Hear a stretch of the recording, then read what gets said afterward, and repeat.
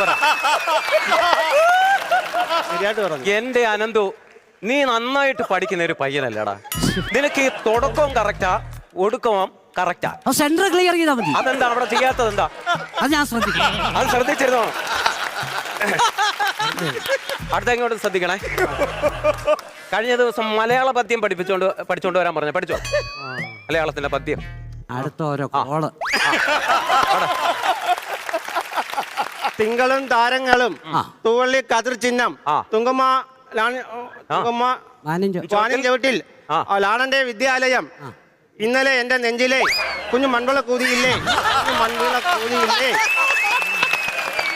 ഇങ്ങോട്ട് ഇറങ്ങി വാ. ചെല്ലടാ, വിളിച്ചല്ലോ. ആ മൺവിളക്കോട് ഇങ്ങോട്ട് വാടാ. ആ മൺവിളക്ക് എവിടോട്ട് വെക്ക.